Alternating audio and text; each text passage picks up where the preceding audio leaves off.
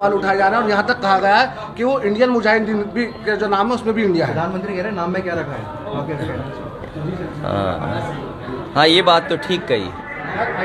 अगर ये बीजेपी के बड़े नेता कहें कि नाम में क्या रखा है, तो फिर startup India, make in India, और फिर हम भारत का झंडा लेकर के, इंडिया का झंडा लेकर के अपना भारत का सम्मान, भारत हमारी किस ऊंचाई तक पहुंच रहा है, हम दुनिया को दिखाते हैं और बताते हैं।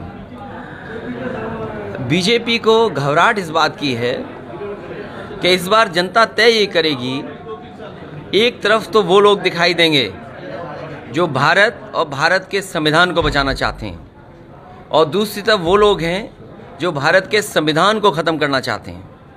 तो जो लोग संविधान को ख़त्म करना चाहते हैं वो डरे हुए लोग हैं, और डरे हुए लोगों की भाषा बदलती है। जो लोग खिसिया जाते हैं, भाषा उनकी बदलती है। जो आज तक नफ़रत की राजनीति करते आए, और नफ़रत की राजनीति का कोई एक जगह का उदाहरण मैं दूं, मणिपुर जो जल रहा है वो आरएसएस की विभाजनकारी नीति और भारतीय जनता पार्टी ने वोट की राजनीति जो की, उसकी वजह से आज प्रदेश वो जल रहा है। क्या हम और आप कल्पना कर सकते हैं, जिस भारत को हम भारत माँ बोलते हों, धरती माँ बोलते हों, गंगा माँ बोलते हों, यमुना माँ बोलते हों, और माँ का जो स्थान हमारे समाज में सबसे ऊपर है, क्योंकि माँ न केवल हमें जन्म देती है बल्कि माँ हमें आगे बढ़ाने की शिक्षा भी देती है। और सोचिए, दो बहनों की, माताओं की जिस तरीके से तस्वीर आई, वीडियो आए, क्या कोई आज सभ्य समाज में स्वीकार कर सकता है कि महिलाओं के कपड़े उतार दिए जाएं? इंडिया पर बोलने से पहले और विपक्ष पे बोलने से पहले भारतीय जनता पार्टी को अपनी बात मणिपुर में जिस तरीके से बेटी और माँ को नंगा किया गया और बिना कपड़े के घुमाया गया, उस पर कहनी चाहिए बात। और अगर उस पर बात नहीं कह रहे हैं तो मैं समझता हूँ ये भारतीय जनता पार्टी की रणनीति थी कि रणनीति इस तरह का जहर घोल दें कि जिससे कि पूरा का पूरा बंटवारा दिखाई दे वहाँ पर। सर, मणिपुर जैसी घटना का एक वीडियो वायरल हुआ है मेरठ में भी, एक बिटिया को नंग अवस्था में नाबालिग, उसको कुछ दबंग। मुझे दुख है इस बात का कि अगर इस तरह का वीडियो आया है, और वीडियो की जांच होनी चाहिए, कौन लोग हैं, इस पर कार्रवाई होनी चाहिए। लेकिन कहीं ये भी सावधान रहना, भारतीय जनता पार्टी कुछ भी कर सकती है। कहीं ऐसा तो नहीं मणिपुर के मुद्दे को दबाने के लिए कोई दूसरा मुद्दा उछाला जा रहा हो। सीएम योगी का बयान सामने आया है, उन्होंने कहा है कि ये लोग औरंगजेब का म्यूजियम बना रहे थे और हम लोग अब। देखिए, मुख्यमंत्री कुछ नहीं जानते, मुख्यमंत्री जी कुछ नहीं जानते। अगर मुख्यमंत्री जी कुछ जानते होते तो वो जो म्यूजियम था, मैं पत्रकार साथियों, सब नए लोग हो, आप नए लड़के हो, और शायद मुख्यमंत्री गूगल से कोई चीज़ सर्च नहीं कर सकते हैं, लेकिन मैं ये जानता हूँ यहाँ जितने हमारे पत्रकार साथी खड़े हैं वो गूगल पे सर्च कर सकते हैं। जो वो म्यूज़ियम बन रहा था, वो म्यूज़ियम इसलिए बन रहा था कि हमारा टूरिज़्म को बढ़ाया जाए।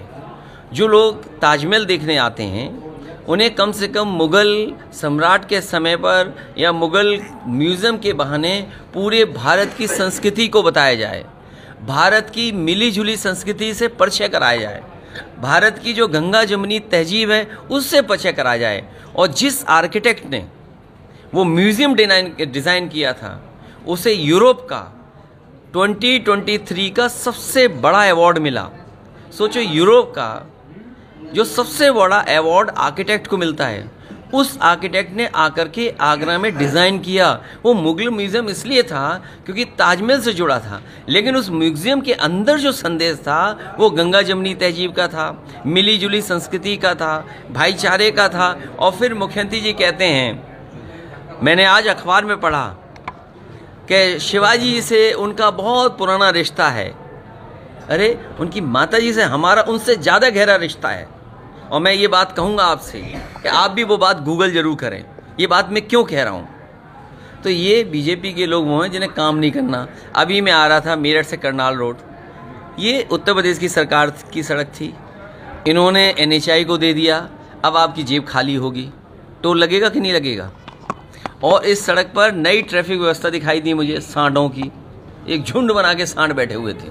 वो ये बता रहे थे कि आप स्पीड ज़्यादा तेज़ मत करो, अगर की तो आपकी जान चली जाएगी। और मुझे याद है वो दिन जिस समय एक बैंक का अधिकारी और कर्मचारी की सांड से टकरा करके जान गई थी और यहाँ पर धरना प्रदर्शन हुआ था, और जिस मुद्दे को प्रधानमंत्री ने उठाया वो भी आज तक नहीं खत्म हो पाया।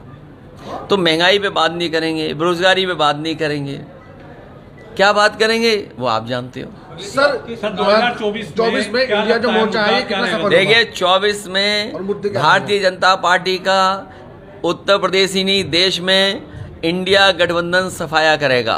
और एक नया इंडिया बनाने का काम। और इंडिया का मतलब क्या है? डी का डेवलपमेंट मान लो, डेमोक्रेटिक मान लो, और सबसे बड़ी बात है इंक्लूसिव है।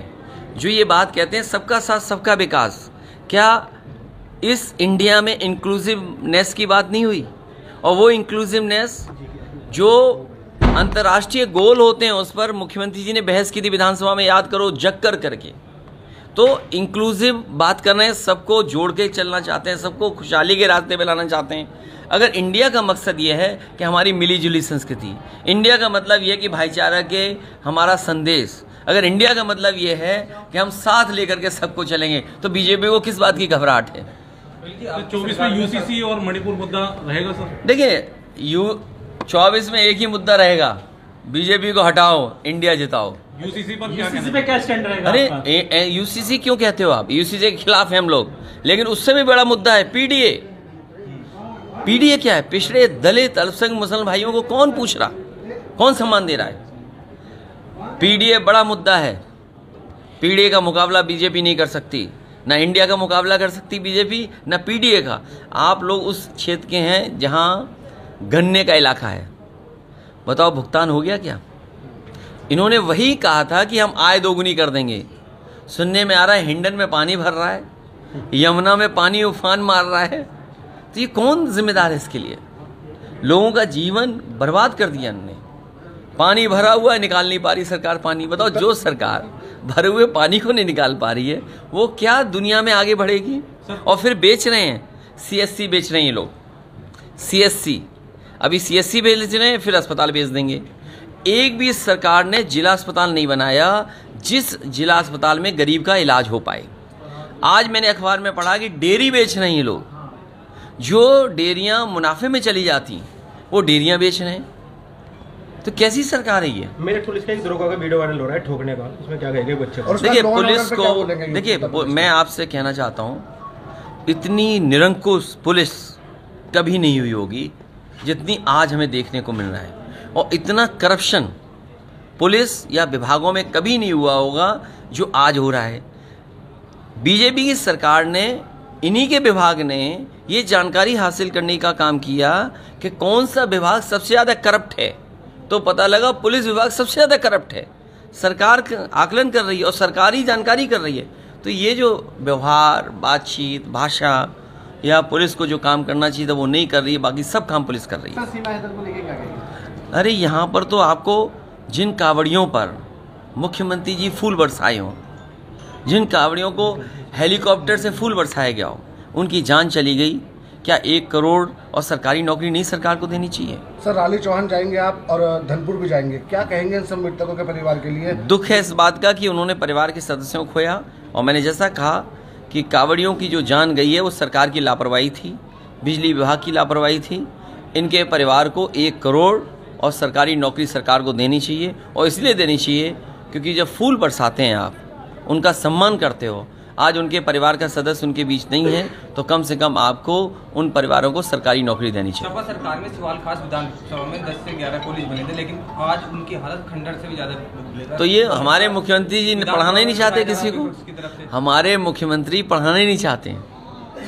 वो तो जाने कौन सी भाषा लिख रहे हैं। अरे जिस मुख्यमंत्री ने सबसे ज्यादा नाम बदले हों, वो कहता हो नाम में क्या है। हम भी तो कहते हैं नाम में क्या है।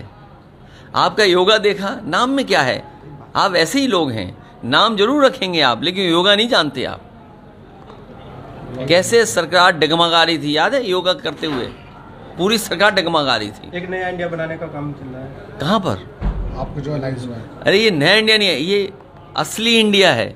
नकली लोगों को हटाना है। पार्टियां परहेज करे हुए हैं, जैसे बहुजन समाज पार्टी करे हुए हैं परहेज, उसमें क्या कहेंगे? किससे?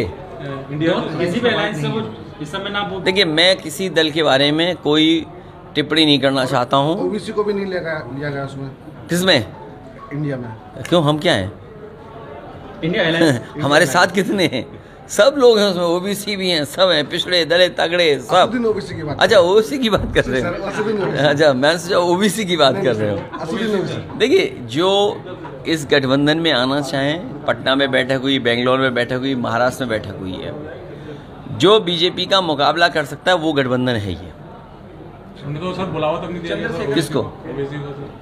ये मुझे जानकारी में नहीं है, ठीक है सर। क्योंकि मैं